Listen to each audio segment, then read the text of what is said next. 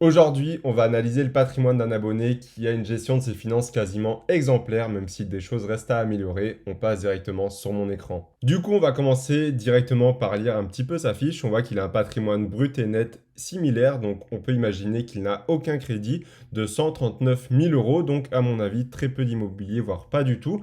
Au niveau de ses répartitions, c'est très intéressant. On voit que la bourse est prédominante avec 68% environ, suivi du fonds euro, suivi des livrets, suivi de la SCPI, et on ne le voit pas, mais il a à peu près 1% en or également. Donc c'est un peu intéressant, on voit qu'il a quand même beaucoup d'épargne de sécurité, à mon avis, si c'est en livret ou en fonds euro. Par contre, pas du tout d'immobilier, donc ça va être très intéressant à voir. Son profil, il nous dit qu'il a 23 ans, qu'il est célibataire sans enfant, domicilié à titre gratuit, c'est toujours mieux, ça te permet d'investir un maximum si tu as une bonne gestion de tes finances. Il est en CDI et travaille en tant qu'opérateur de production dans l'industrie chimique. Sa stratégie, donc, il a un revenu de 2500 euros net environ par mois, qu'il épargne et qu'il investit la quasi-totalité. Tu m'étonnes, du coup, vu qu'il est logé à titre gratuit. J'épargne depuis mes 18 ans, donc excellent, ça je recommande à tout le monde de le faire. Et j'ai commencé à m'intéresser à l'investissement et à investir en bourse à partir de mes 21 ans. Donc c'est un très très jeune investisseur qui a commencé quand même très récemment. Donc son épargne de précaution est de 6 mois sur livret,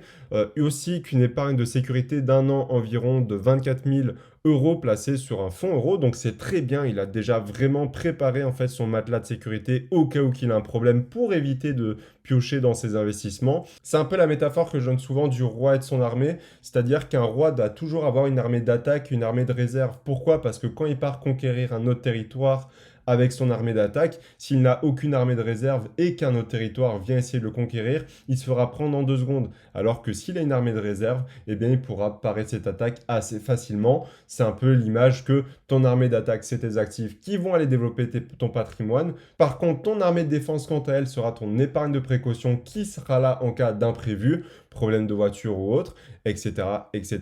Ensuite, il nous dit qu'il ne fait pas de stock picking, pas de trading, pas de forex. Dans ma stratégie, il y a zéro spéculation, très intéressant. Ma stratégie est passive via ETF uniquement, donc c'est très efficace si vous n'avez pas envie de vous prendre la tête, hein. D'ailleurs, je vous ai fait une stratégie clé en main juste ici. Et enfin, il nous dit que même la crypto, l'or et le private equity, il ne le détient pas directement, mais via des ETN, ETC et FCPR, et qu'il détient seulement quelques pièces d'or, mais ça reste minime, comme je vous l'ai dit, c'est hauteur de 1% environ. Son objectif, il est tout à fait raisonnable, eh bien c'est simplement construire un patrimoine solide à long terme et également gagner en liberté, éventuellement constituer sa propre retraite. Je pense que c'est l'objectif de tout le monde qui regarde cette vidéo aujourd'hui. Donc on va directement passer sur son patrimoine sur Finery parce qu'il me l'a partagé. N'hésitez pas d'ailleurs à compléter le formulaire, le premier lien en description, pour passer potentiellement dans une prochaine vidéo. Premièrement, c'est son livret, donc il a un LEP qui est maximisé, je crois, passé autour des 7 000 euros. Donc ça, c'est extrêmement bien, surtout qu'il est à hauteur de 6%, 6,1% en ce moment. Donc n'hésitez pas à en ouvrir un si vous êtes éligible. Il a un LDDS, un livret A également. Donc là, c'est excellent. Pourquoi? Parce que déjà, tu sais que tu as de quoi venir en cas où de problème. Je ne sais pas si c'est un problème qu'a Finery ou si alors c'est l'argent que tu as réalloué peut-être sur le fonds euro que tu as rebasculé, c'est possible également. Mais en tout cas, tu as eu une grosse chute ou alors peut-être que tu as une dépense imprévue, ce qui est possible également. Mais en tout cas, ton épargne sur les livrets est tout à fait correcte là-dessus, on n'a rien à dire. Elle est même un peu diversifiée en différents livrets et donc différents rendements actuellement. On va passer à la partie la plus intéressante et qui est la plus développée chez toi, qui a 68% de ton patrimoine. C'est clairement la bourse avec 88 000 euros. Donc je ne sais pas s'il y a eu quelques bugs de synchronisation avec Finery parce qu'on a eu des grosses hausses et des baisses. On va plutôt partir du principe que tu investis de manière fluide. Donc là, honnêtement, c'est très bien. On voit que tu fais vraiment des apports quotidiens, enfin quotidiens, que tu fais en tout cas un DCA mensuel, j'imagine, tu ne l'as pas précisé, mais ça a l'air d'être le cas. Et surtout, comme tu nous l'as dit, c'est que tu investis de manière assez diversifiée quand même.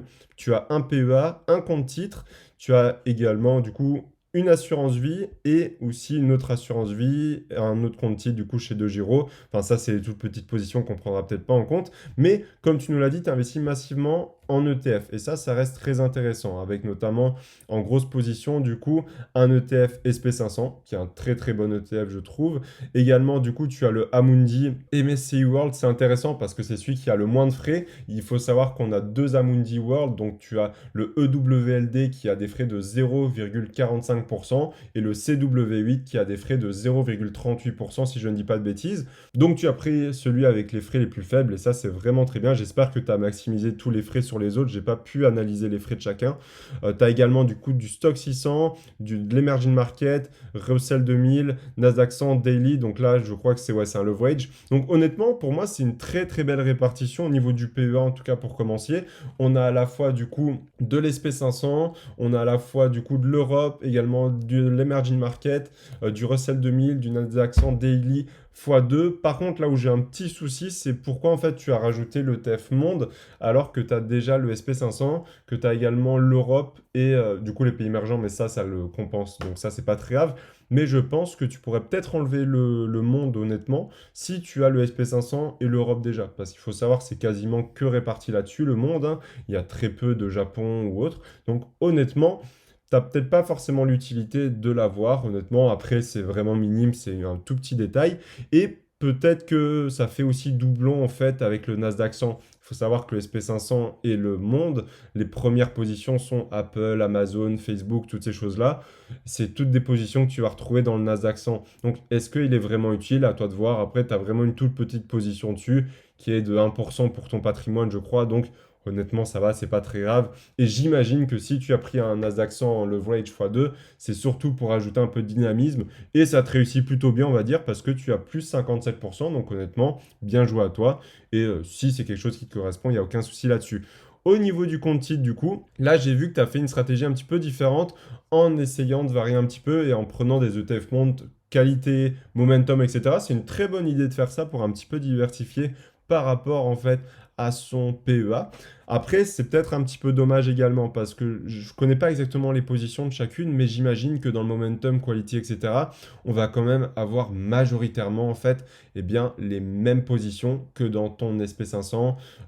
Pays émergent que tu as également ici, si je ne dis pas de bêtises, stock 600 également, etc. Donc, est-ce que en réalité, ton compte titre, ça sert à quelque chose de mettre un ETF monde qualité, momentum et ne pas se concentrer plutôt sur le SP500, l'Europe? Honnêtement, c'est à toi de voir. Peut-être que ça fait un peu doublon, peut-être pas. Ça, honnêtement. Moi, de mon côté, en tout cas, j'aurais peut-être pas rajouté en compte titre. Je me serais pas embêté avec autant de positions. Il faut savoir que je trouve que tu as quand même énormément d'ETF. De manière générale, 2, 3, 4 ETF grand maximum suffisent largement à faire entre du 8 et du 10%. Donc moi, personnellement, je ne vois pas utilité de me prendre la tête avec autant de choses. Après, ce qui est intéressant, par contre, ça va être notamment le TF sur l'or qui sera pas disponible spécialement en PEA. Donc ça reste intéressant. Mais honnêtement, si ça n'est qu'à moi, ce que j'aurais fait, j'aurais gardé la même stratégie en PEA. J'aurais certainement enlevé le TF Monde à ce niveau-là. Le Nasdaq 100, ça rajoute un peu du dynamisme. Si toi, ça te correspond, tu peux très bien le garder en laissant une petite proportion, passer du leverage et comme on le sait, ça reste que risqué. En compte titre, j'aurais gardé l'ETF Gold, peut-être Small Cap, c'est encore, et et je le regarde un petit peu. Non, honnêtement, j'aurais gardé que l'ETF Gold. Peut-être small caps à la limite, mais quality momentum, compare les compositions de momentum quality avec ton ETF monde ETF SP500 et à mon avis tu vas retrouver vraiment les premières positions seront quasiment similaires. Et ensuite on a de l'assurance vie qui est quand même très minime, etc. Faut savoir que j'ai pas d'assurance vie, donc là-dessus je te laisserai faire et peut-être être conseillé par quelqu'un d'autre.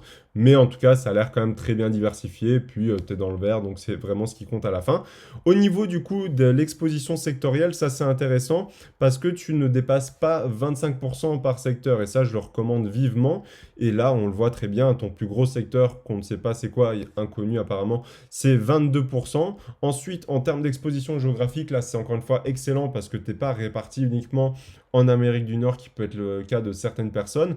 Donc là, on va avoir du 54%, qui est quand même une belle exposition, mais tout en gardant l'Europe, l'Asie, Amérique du Sud, Océanie, etc. Donc honnêtement, pour moi, c'est une très bonne diversification. On voit que du coup, tu as un ETF sur les cryptos. Intéressant de l'avoir mis là également. Ça fait totalement partie du CTO, vu que tu ne peux pas l'avoir en PEA. Donc honnêtement, pour moi, il n'y a pas grand-chose à dire là-dessus, hormis un nombre d'ETF peut-être un peu trop élevé et peut-être trop de surexposition à certaines actions, à mon avis, entre tes ETF en tout cas. Maintenant, on va passer sur le fonds euro, qui est aussi également une très belle position, entre guillemets, qui est ton épargne de sécurité. Il y a très peu de personnes à 23 ans qui arrivent à avoir un an de côté déjà. Honnêtement, c'est excellent. Là, tu peux quasiment basculer à placer ton argent à 100% sur des actifs plus volatiles.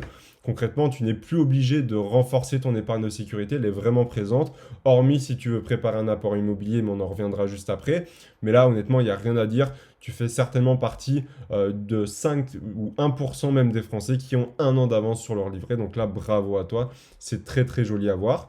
Et enfin, du coup, au niveau de l'immobilier, tu as que 4 726 euros. C'est déjà très bien et ce n'est que de la SCI. Donc là-dessus, pas d'immobilier physique, que du papier, mais ça reste intéressant avec une belle diversification. Encore une fois, je ne suis pas très SCI de mon côté, donc là-dessus, je ne pourrais pas donner énormément de conseils. Ça reste une petite partie, donc ça n'impactera même pas tant que ça ton patrimoine. À mon avis, c'était peut-être certainement pour tester et placer un peu des billes dessus. Et pour finir, tes métaux précieux, notamment l'or, tu possèdes actuellement 4 pièces, 2 francs Napoléon, un Napoléon III et un 10 lyres de Victor Emmanuel. Donc l'or pour moi est quand même un très bel actif. Tu nous as dit dans ton profil que tu as envie de constituer un patrimoine solide. Pour moi, c'est intéressant que tu t'exposes à l'or, peut-être à hauteur de 5 à 10% de ton patrimoine, voire plus, suivant la mobilité, la stabilité que tu veux de celui-ci. Comme on le sait, hein, l'or, c'est vraiment une valeur refuge qui fait bien son travail lors de l'inflation ou autre par rapport à la bourse qui peut être plus impactée, tout comme l'immobilier qui est une valeur refuge. On voit, si on revient un petit peu sur les actions, notamment compte titre, actuellement sur l'or, tu as 831 euros et je crois que c'est la seule position que tu as en action. Donc si on rajoute à cela, tu as à peu près 2000 euros, on va dire, sur l'or, ce qui est déjà une belle position, mais qui est quand même assez faible selon moi si tu as un patrimoine assez solide. Il faut savoir que ça représente que 1%. Je te recommanderais pourquoi pas d'essayer de monter un petit peu ce pourcentage-là. On le sait très bien, l'or, c'est pas ce qui va exploser du jour au lendemain, mais c'est pas ce qui va non plus tomber à zéro demain. Mais donc, c'est très bien pour stabiliser ton patrimoine. Je te dis pas de passer tout de suite parce que tu es encore très jeune, donc ça reviendra peut-être avec les années. Mais n'hésite pas à ajouter de temps en temps un petit peu d'or à ton patrimoine, ça peut être très intéressant. Pour moi, honnêtement, il y a très très peu de points négatifs sur ton patrimoine actuellement. Tu nous as pas donné d'objectif, on va un petit peu voir ce que tu peux faire. Donc, on part dans la situation initiale, on estime que tu vas investir 2000 euros par mois. Tu ne nous as pas dit combien tu investissais chaque mois, mais tu nous as dit la grande majorité de tes 2500 euros de salaire. J'imagine que tu gardes peut-être 500 euros pour te faire plaisir. Si on place à 10% en bourse, ce qui n'est pas trop compliqué à obtenir avec des ETF comme le SP500, le Monde, des choses comme ça, une fois par an, et que tu places ça sur 30 ans, imaginons, eh bien ça te fera 4 millions environ d'euros. Ça, c'est dans le meilleur des cas où tu n'as aucune dépense pour les 30 prochaines années de ta vie, ce qui a très peu de chances d'arriver si tu achètes une résidence principale, si tu as des enfants, si tu dois payer un loyer. Donc, honnêtement, ça m'étonnerait que ça soit tenable à long terme, mais là, c'est vraiment une projection pour dire qu'on regarde à long terme quand même. Évidemment, il faudra l'adapter à ta situation. Je ne sais absolument pas combien tu pourras investir une fois tout cela, mais pour le moment, ça reste une très belle capacité d'investissement, donc autant en profiter. Mais je pense que là où tout va jouer, ça va être vraiment autour de l'immobilier et en faisant du locatif.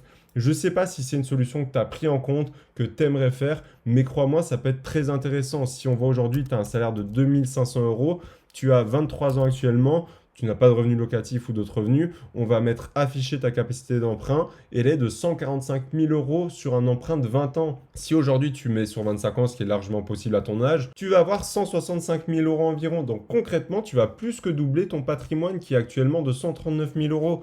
Pour moi, ça reste une très bonne chose à faire. Tu n'es pas obligé de maxer ta capacité d'emprunt, hein. Tu peux très bien emprunter 80, 100 000 euros.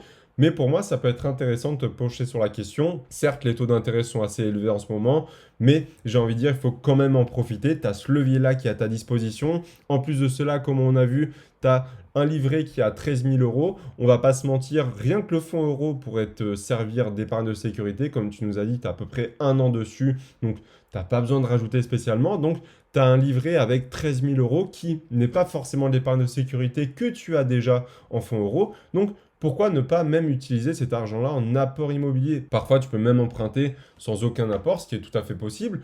Donc, ce que je te recommande personnellement, c'est essaye de te renseigner pour peut-être faire une opération immobilière et peut-être les enchaîner. Ça demande plus de temps, ça demande un certain profil d'investisseur qui a envie de s'occuper de ça et monter entre guillemets un side business autour de l'immobilier.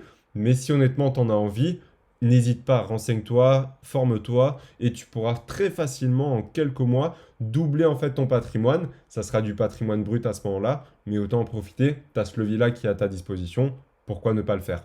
Voilà, j'espère que cette vidéo t'aura plu. Si tu veux également participer et que j'analyse ton patrimoine, n'hésite pas à remplir le formulaire. C'est le premier lien en description. On se dit à la prochaine vidéo. Si tu veux voir ma dernière analyse, elle est juste ici. On se retrouve juste derrière. À tout de suite. C'était Maxime.